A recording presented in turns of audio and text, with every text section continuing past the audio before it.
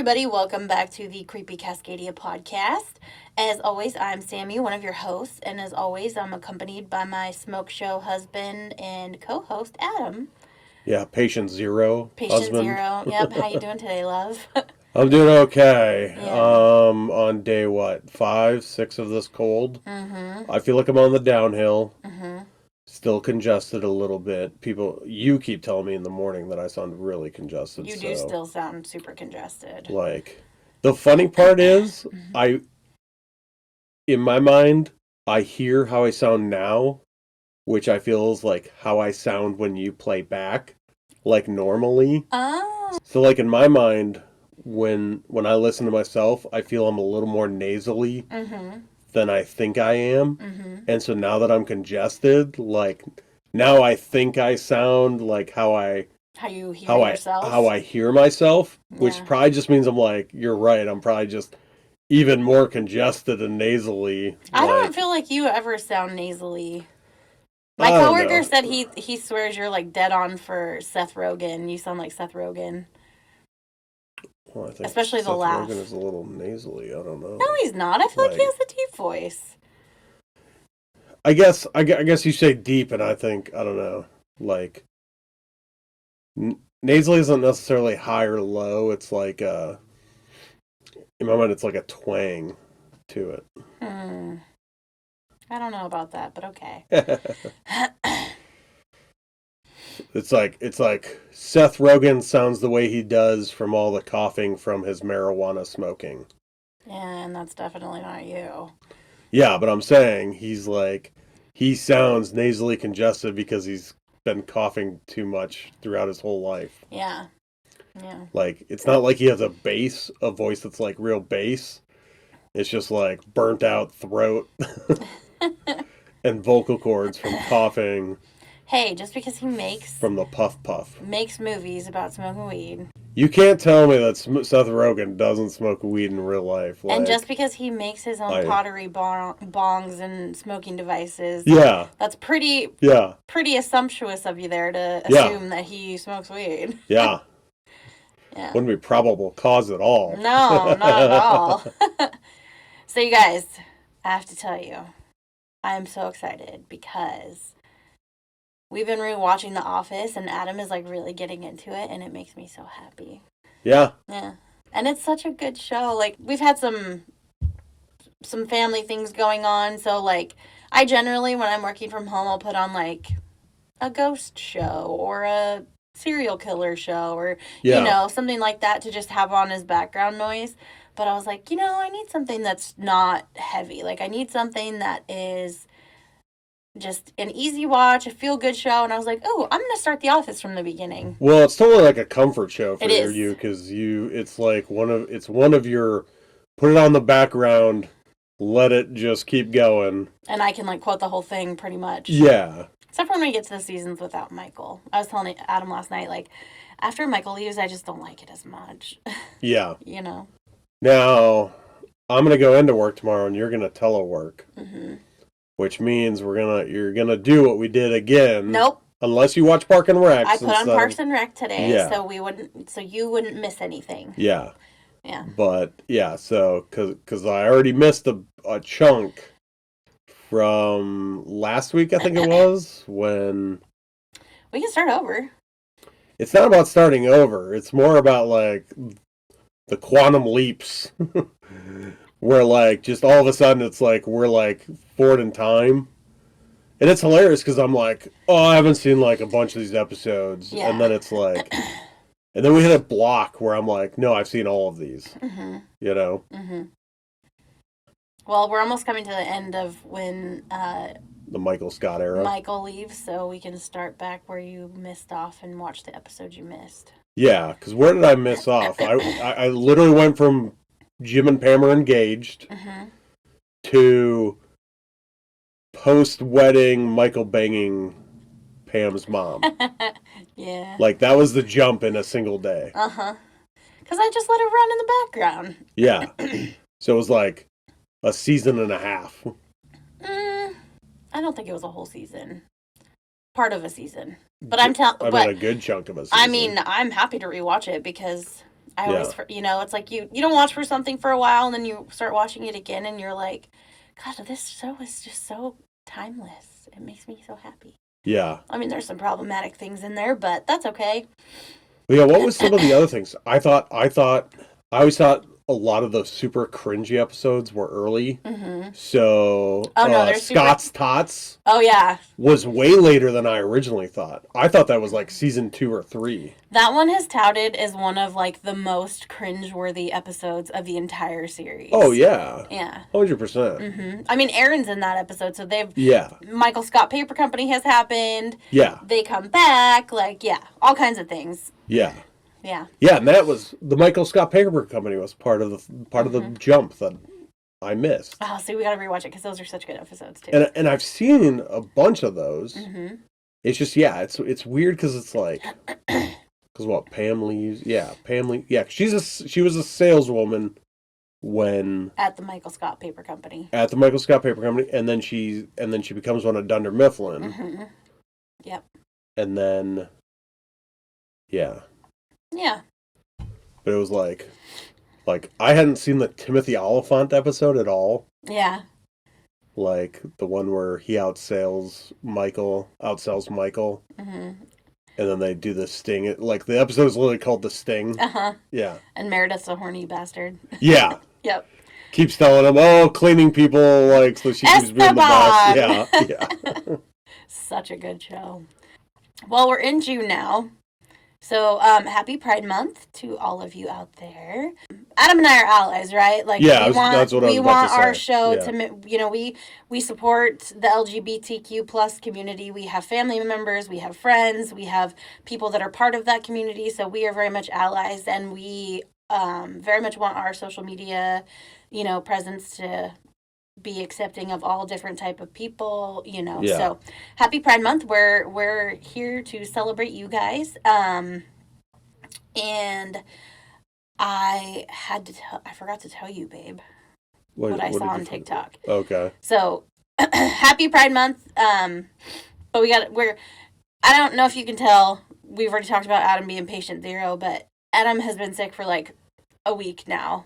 Yeah. Getting close to a week. I started coming down with it on Saturday. I had a sore throat, which started as how he started. Yep. So this is again, I'm sorry. No, it's okay. Getting you sick. I literally am just so excited that it wasn't me this time that got us sick. Yeah. Because I swear to God, the last year and a half, it's been me like sick every other month, and it wasn't me this time that started it. So I'm just very, very happy that. I mean, I'm not happy that you're sick, but I'm just happy that it wasn't me this time. Yeah. So all that to say, like, we're not trying to skip over Pride Month or anything like that. We, like I said, we're allies and we're supporters. But we are just going to have a little bit of a shorter episode because we do not have the lung capacity or the throat capacity to do much more than that right now. Throat capacity. That's what she said. Yeah. But anyways, before we start our case, I have to tell you about what I saw on TikTok, and then I kind of went down a little bit of a rabbit hole. So supposedly there may be an active serial killer in Portland right now, Portland, Oregon. Ooh. I saw it on TikTok, which I've seen things before where they talk about like women going missing, yada, yada, yada. But I actually looked into this one, and apparently the bodies of 6 women, all under the age of 40, have been found in a 100-mile radius in and around Portland. Ooh, so police are actually looking into it to see, they think there's a chance these cases could be connected and they could have an active serial killer operating out of Portland right now. Hide your husbands, hide your wives. I think it's hide your wives because it's all women that are that are being found. So if you live in the Portland area, just keep an eye out. Be extra vigilant. cautious. Yeah, be vigilant. Keep your head on a swivel because, even if it wasn't a serial killer, it sounds like somebody's out there doing something. So 6 bodies under the age of 40 and in a close radius, somebody's doing something not kosher. So yeah, stay safe out there, guys, because we need the listeners. No, just kidding. Yeah. We don't want anybody to die. Yeah, and I think the more people are like, I think vigilant is the right word. Like the more you try to pay attention to your surroundings, keep an eye out, see something, say something. Yep. Like they might not be trying to nab you, but you might see something odd that could help stop that could help stop it. Like we've talked about before, it's like the random tips about this van, these plates. You know what I mean? Like any number of Small connecting details. Yep. small details. Yeah. Mm-hmm. So, before we get started, I have a question for you. Surprise, I know. But Okay. what would it take to convince you that a house was actually haunted? Like, what proof would you need to convince you that a house was legitimately being haunted? I think I feel like it would have to be like credible. Like I don't have to experience it myself. Okay. Okay. But I feel like it would have to be like credible witnesses, Mm-hmm. and I feel like it would have to be multiple, like Incidents. multiple witnesses, multiple incidents, like people not connected, Okay. right? Like people who can't get together Mm-hmm. and be like, here's a story we're telling, Mm-hmm. right? Mm-hmm. So, yeah, so I think I think it would be something like that, right? Mm-hmm. Like legit reports. I feel like people try to take all these readings, they try to take gizmos in. I don't buy any of the weird, which is funny because as a scientist, like I should kind of like I know that there's like equipment that doesn't look normal out Mm-hmm. there to measure stuff.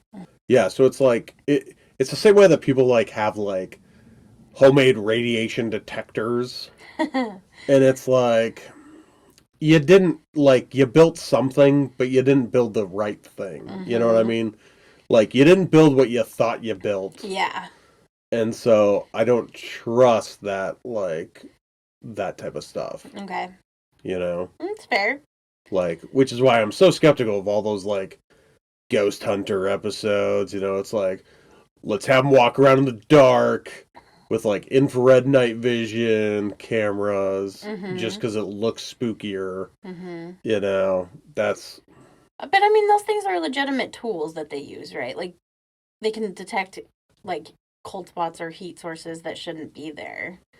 yeah, and I get that they're going for the Mm-hmm. cold hot, Mm-hmm.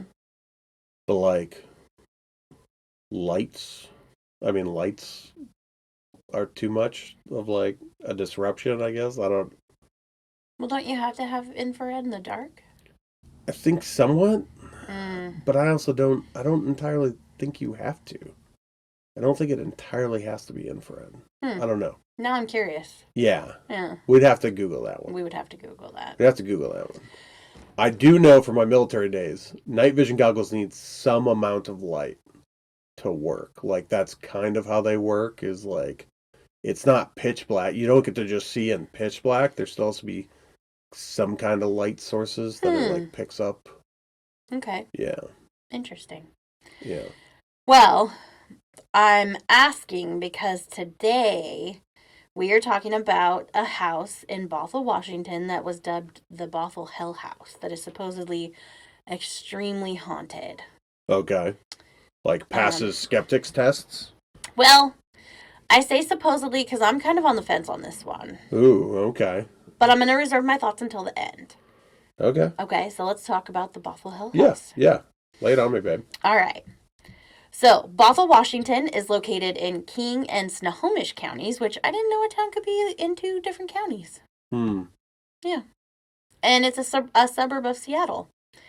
I think it's north of Seattle. At least it looked like that on the map. But I'm going Okay. to have to be real with you guys. I suck at geography. Like, Adam can attest. I have a negative sense of direction. And it Let me runs in like my family. Google it He real found out quick. this weekend. It's not just me. I just remember it was really far away when I was on dating apps. Like it was within, yeah, so it's north and a little east. Okay. It's on the northern part of 405, if Okay. that gives you some indication. Nope. I'm not Christopher Columbus, so that means nothing to me. Okay, so I'm not Christopher I-5. Columbus for a lot of things because he's a bad guy, but okay.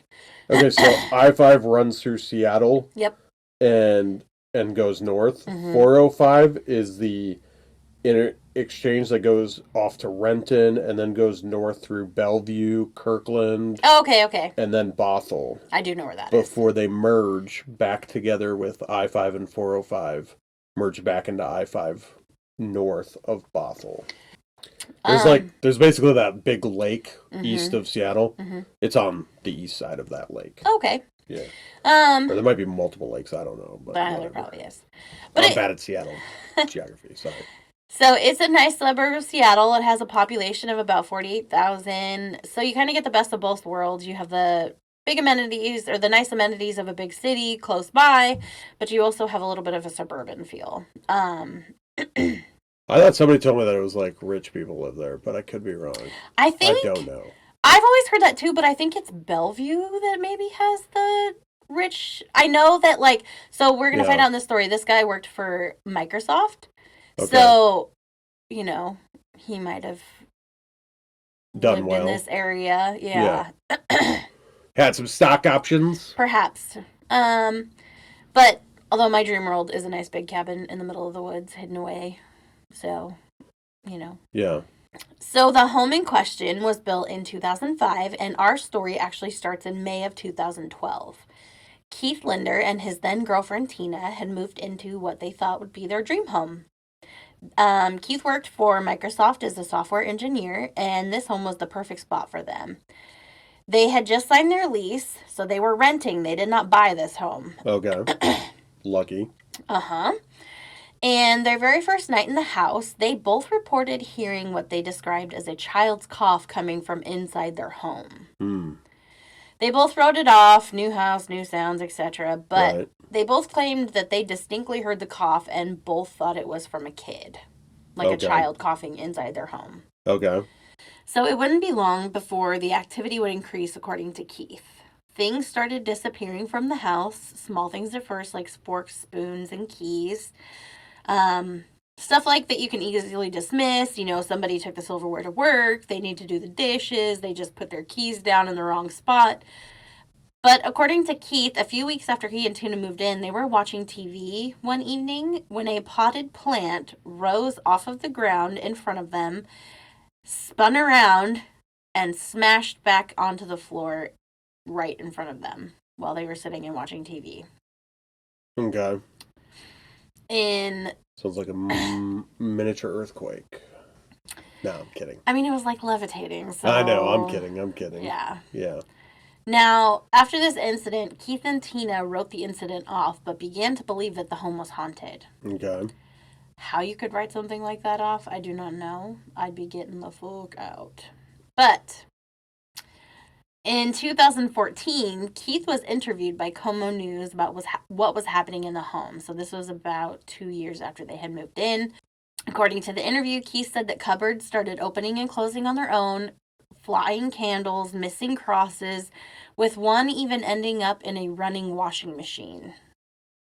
They also claimed knives and scissors would launch themselves across the room, some even getting stuck into walls. Okay. Other articles I read stated that the couple started hearing loud bangs on a regular basis, mysterious fires started, and 3 Bibles were burned over the course of 4 years that Keith and Tina lived there. Keith set up cameras, and police were called multiple times over the years to report the fires. Keith also claims to have seen the apparition of a gray lady in the home twice. Despite being terrified, Keith claims that he didn't want to leave. They would come home and find strange symbols written on their walls. One article I saw said that they tested the material that was used to write on the walls, and it was like ground animal powder or something, like from the bones, like burnt bones of like horses or bison. So not something, Not a normal substance you would find. Now this is all according to Keith. Okay. So the guy who doesn't want to move. Yeah. They were convinced they were living with a ghost or a demon, and they claimed to have lived through hell in the years that they spent in the home. Yeah. That they were renting. Yeah. Mm-hmm. Should have called the landlord. Yeah. They called in priests, paranormal investigators, even the Ghost Adventures team came in and investigated the home. Okay. They also had a paranormal team from the UK come after the Ghost Adventures team failed to capture any evidence of a haunting. Okay. Keith discredits the Ghost Adventures experience, saying that they only spent, they spent less than 24 hours in the home. So they wouldn't capture anything. So he discredits that investigation. The UK team, however, the Scientific Establishment of Parapsychology team, did find some evidence of a haunting, capturing multiple EVPs, which are electronic voice phenomenons, over the course of 2 weeks that they were in the home. And they did believe that the home was experiencing a haunting. So, after 4 years, Keith and Tina ended their relationship and left the Bothell Hell house, as Keith refers to it in his book. So, he published a book about his experiences in the house. He also claims to have video footage of the incidents, but some have questioned why he always seemed to fail to capture any actual footage. So, I actually watched some of these, and one of them was like he was looking down a hall, heard a noise behind him, waited a few seconds, turned around, and then captured like a painting that had fallen. But it's also like Had fallen. it was always after the fact that he didn't get the actual falling or shaking. Yeah, none of the things were ever captured by him. Keith has stated that he reached out to previous tenants of the home, and one family that had lived there for 5 months claimed to also have experienced paranormal activity in the home. However, I wasn't able to find that anywhere other than Keith's claims. Okay.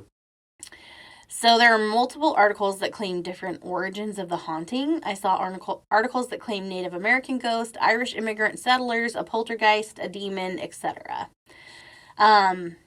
In 2018, there was an article done, and Keith talked to the reporter, which was 2 years after he left the home in Bothell, and Keith claimed that he was now ghost-free and in his new apartment. However, other articles after that one have Keith claiming that the entities followed him to his new place, so he was also still being haunted. Okay. So there seems to be a lot of conflicting info on what was going on and what is going on.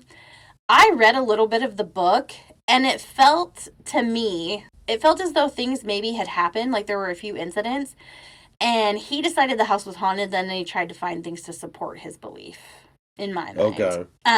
He has actually gone on to write additional books about his experience. He wanted to write a trilogy of books about the Bothell Hell house. And he said that he wants to help people who are also experiencing these types of hauntings. He has stated he's been approached by multiple people who have gone through similar experiences, and it's validating. He wants to remove the stigma around the paranormal. So that's what we have. There is more on the Bothell Hell house. Like I said, this is a short episode because we just don't have it in us today to do anything super in depth. But I also so I've listened to him on other podcasts. Oh yeah. Okay.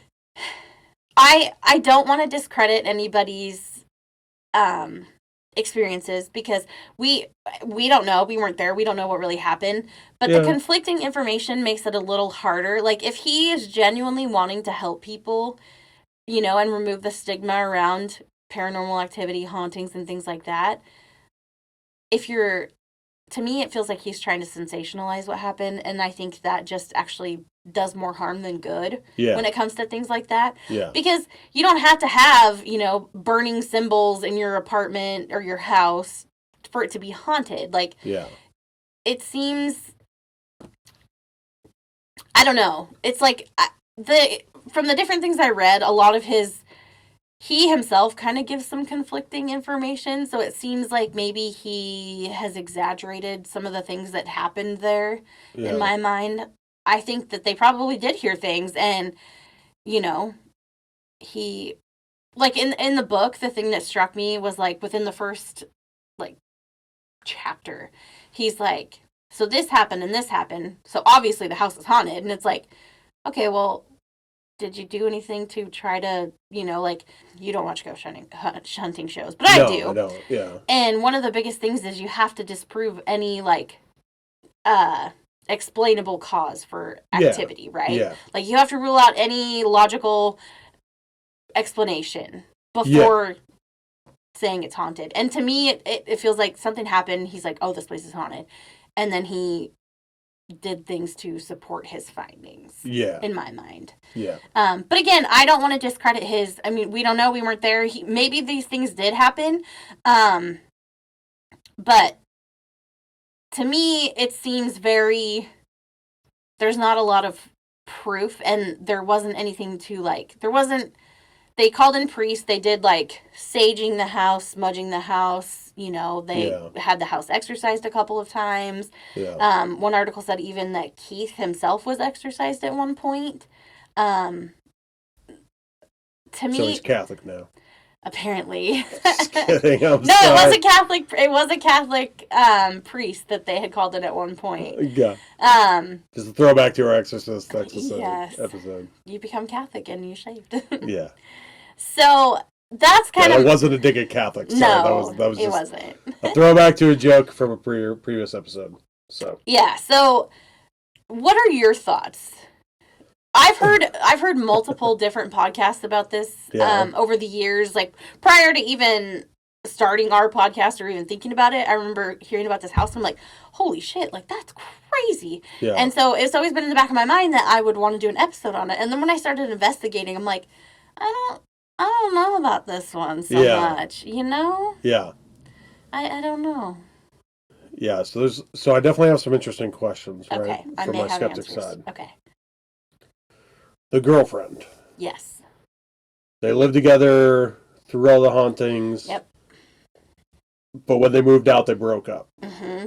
Went their separate ways. Mm-hmm. And during that time, Keith is, I'm not going to say trying to, but the sensationalism of it has grown. Mm-hmm.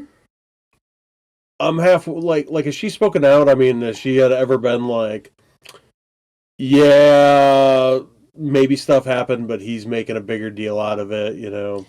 Not that Has she ever said anything? Yeah. Not that I saw. But I also haven't really seen a whole lot about her substantiating any claims either. Right. Now, there may be things out there. From what I was able to find, a lot of it is coming from Keith. Keith is the one talking about it. I haven't seen much about Tina talking about any of the happenings going on. Okay. See, but that makes me think that, like, it was a point of contention in their relationship.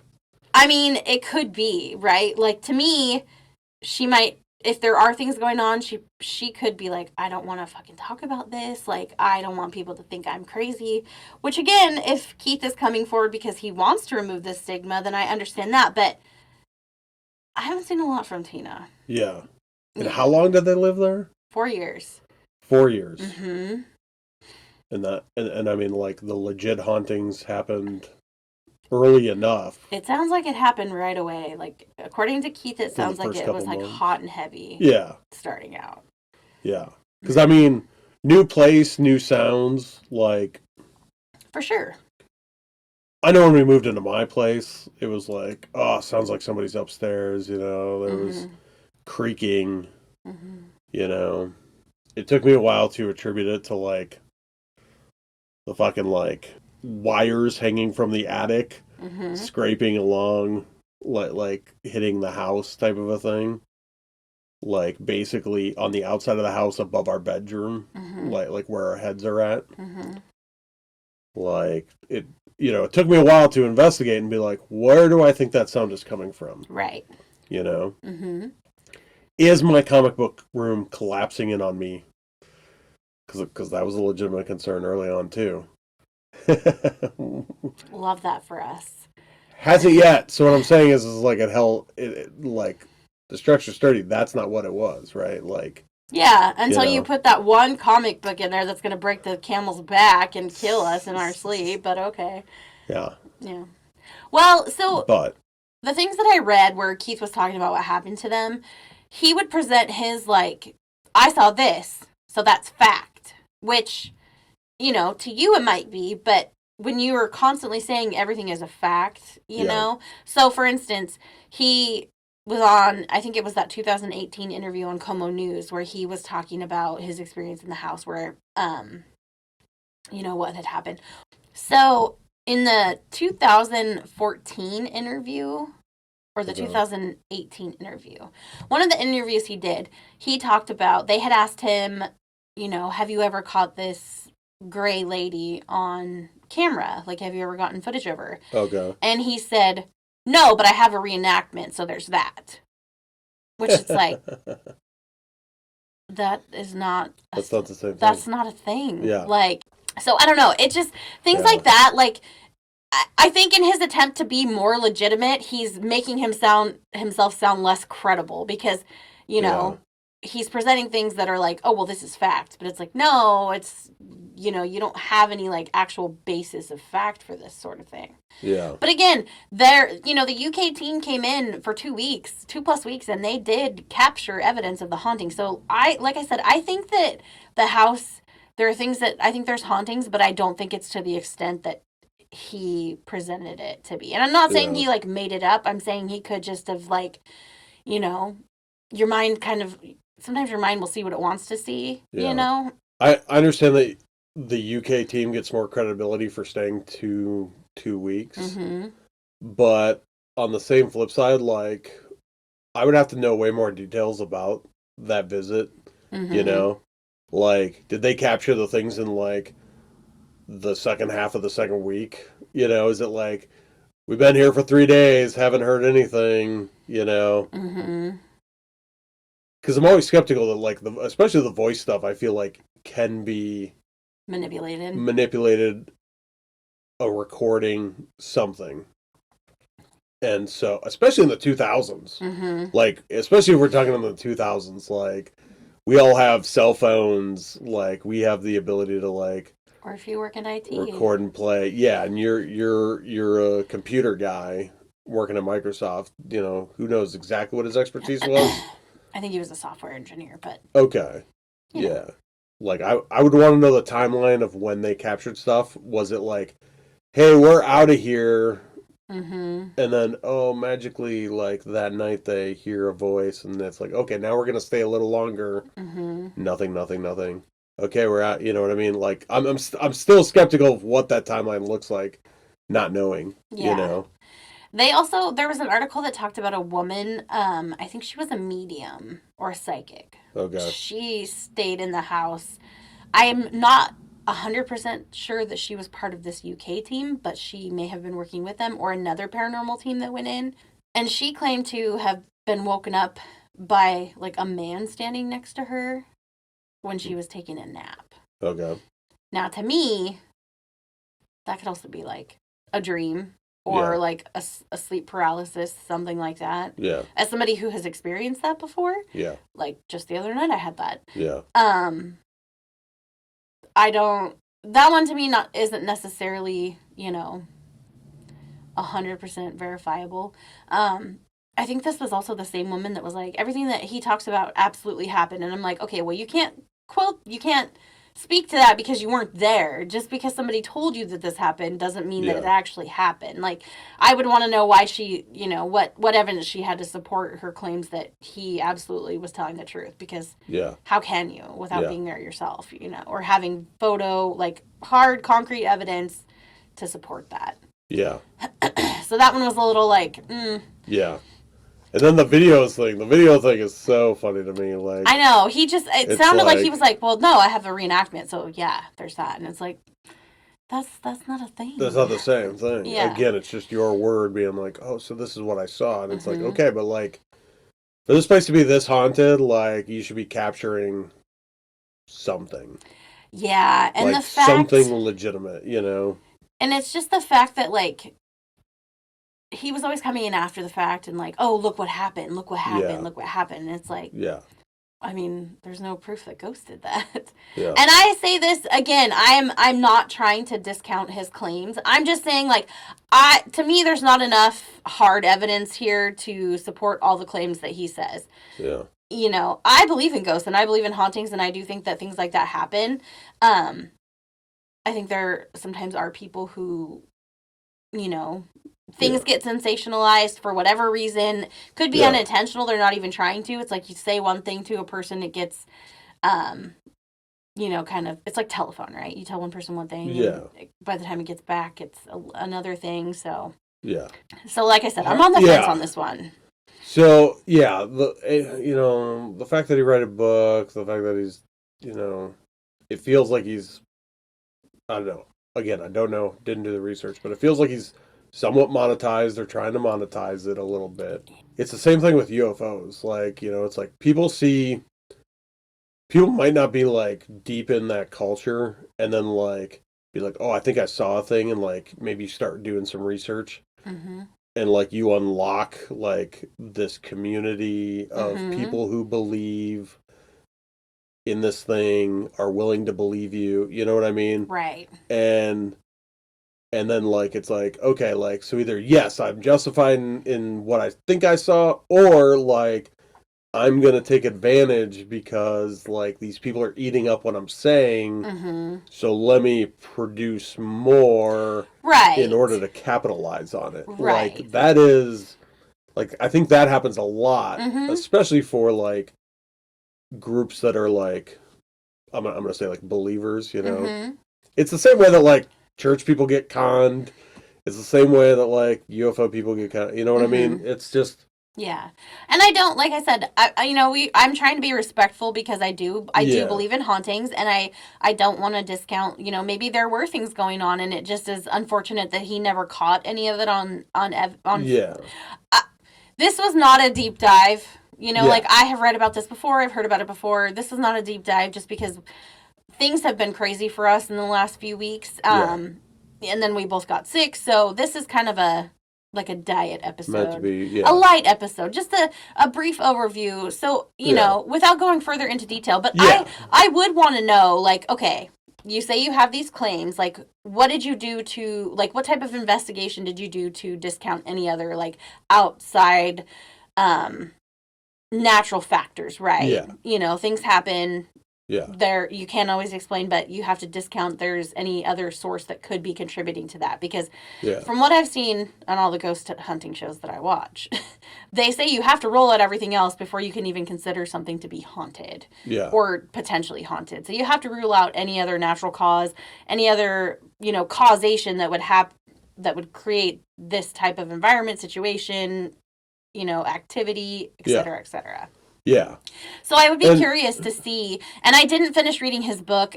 okay, It was it was a little bit of a harder read for me. Um, so there's that. just because it's a little too much of like the this happened, it's fact, or Yeah, I mean, did he try to get like weirdly, I don't know, technical about things like no, engineering talk? not weirdly technical. It was Okay. more of in the book when he was writing, he's like, so what else could this be? It would be like he was talking to his writers, which or his listeners, which is not a bad way to write. Yeah. That's just not the type of style. Yeah. I'm not. I don't. I don't It love that doesn't type of resonate. style. Yeah, Yeah. it's hard for me to get into that type of book. Yeah. And not saying it's a bad book. It's just you know I also have ADHD, so my attention span isn't great when it comes to reading things like that. Yeah.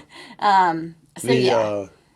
yeah, another thing with the when you're like, what could that be? You end up with like straw man. You end up with like, well, maybe it's this, but here's an easy explanation as to why that's not the right thing. And Mhm. so it must be the thing that I originally said it was. Yeah. You know, that's like a whole argument, logic, fallacy thing. Like Mhm.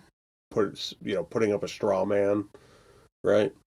It the cupboards and like metal objects is so interesting to me. Mhm. Like it's like, God damn it, Ghost. Just like leave the kitchen cupboards I alone, want my you fucking know? security deposit back. Quit being a dick. Yeah, you know.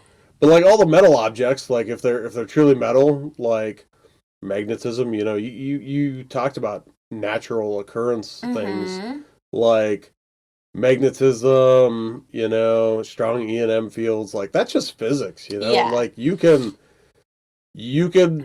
set up something strong enough to like pull metal towards a wall, Mhm. to where maybe yeah, it like Yeah. opens drawers or Or your like like foundation could be off, so your doors never stay shut or constantly are opening. yeah.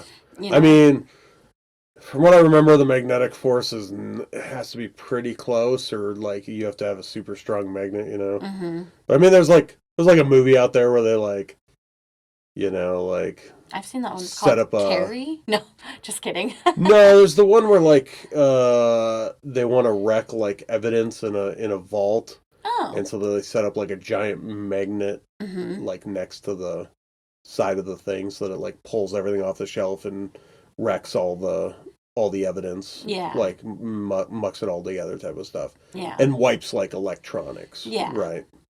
Now, I would have to believe that the UK team ruled out anything like that. Like, they would have tested for things like that, only because if, But yeah, but if you're you saying are. it didn't happen while they were there Well, too, no. right? Like, Yeah, so they didn't. I don't think they you witnessed know, anything like that. Not yeah, that I saw, but I have to assume that, like, if that was happening, I think that team would have ruled out, like, magnets or like any type of like electromagnetic field or anything yeah, like that. Like, I'd have to believe that they would have ruled out any natural causes. yeah, But again, like you said, I didn't see that they had. I mean, they mostly captured like EVPs. yeah.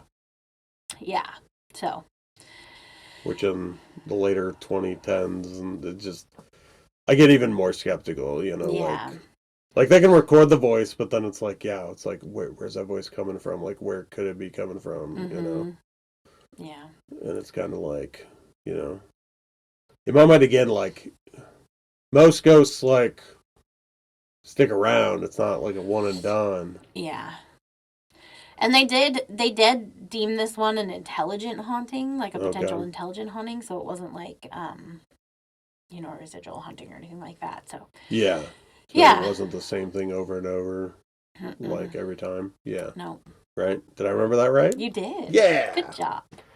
So. Yeah.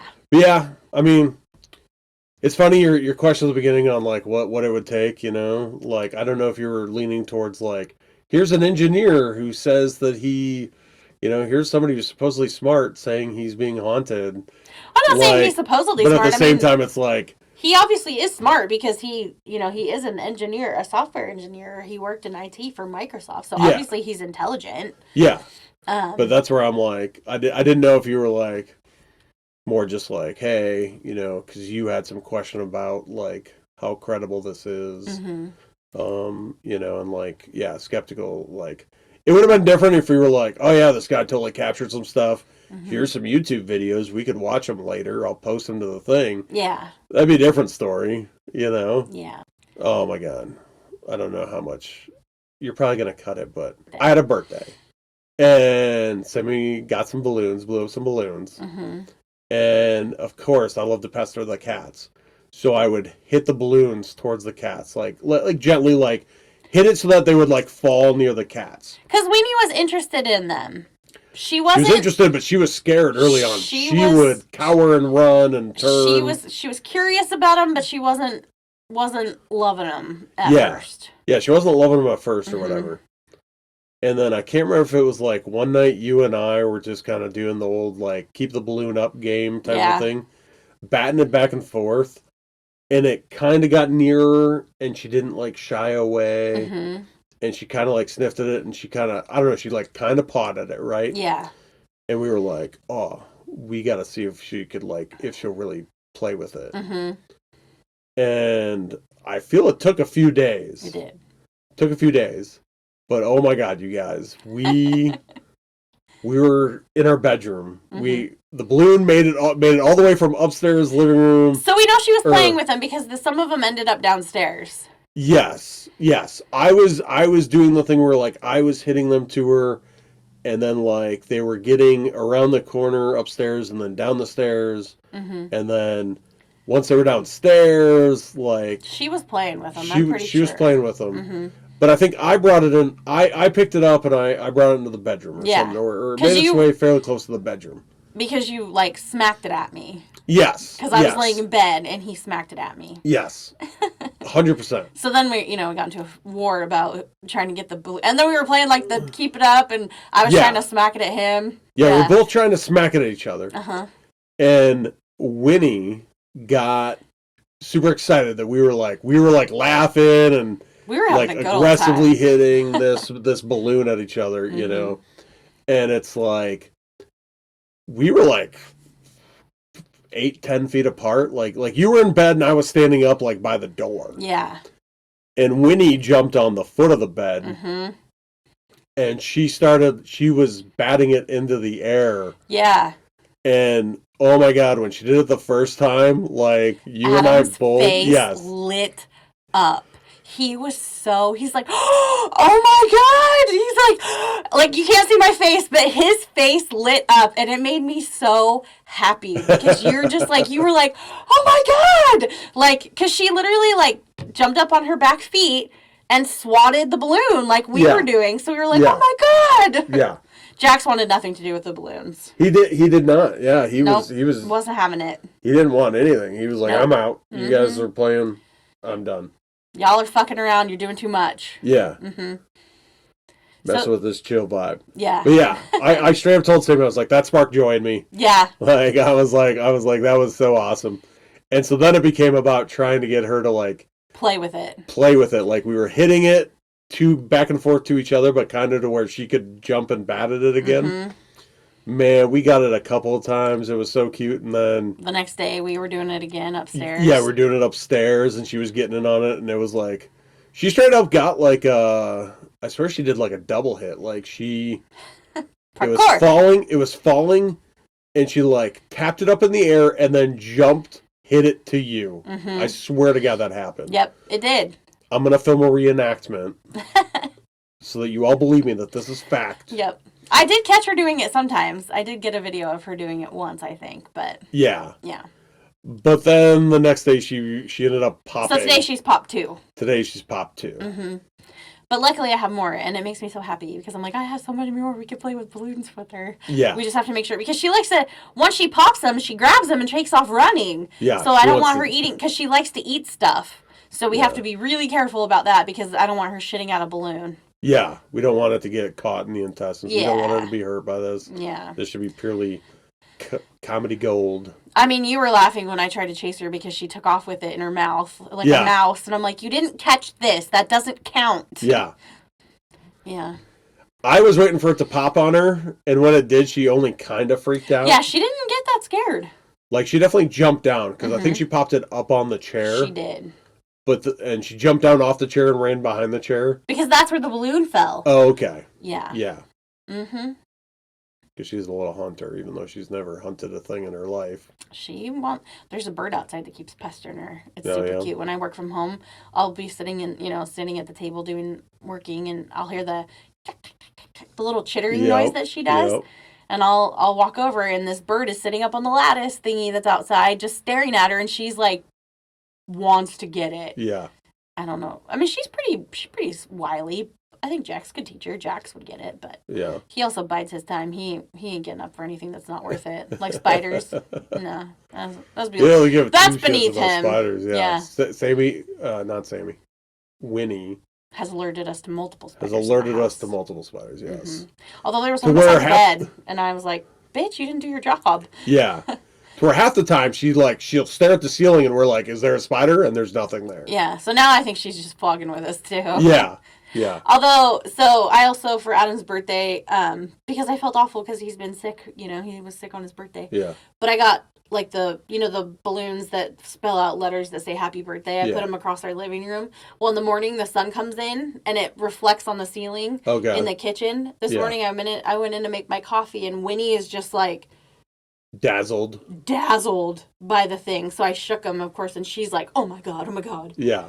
And we also got a new laser pointer. I was just about to say, speaking of like light and her just tracking it, yeah. So we got a new laser pointer because the one we had was like a cheapy one from like Winco or something, and it wasn't working very well. So I got a USB one that also has shapes that you can use. And literally anytime I reach for my like water cup on the side table, she runs over and jumps up because she thinks I'm getting the laser pointer. Yeah. So she's obsessed. And Jax actually really likes the laser pointer too. Oh yeah. Yeah.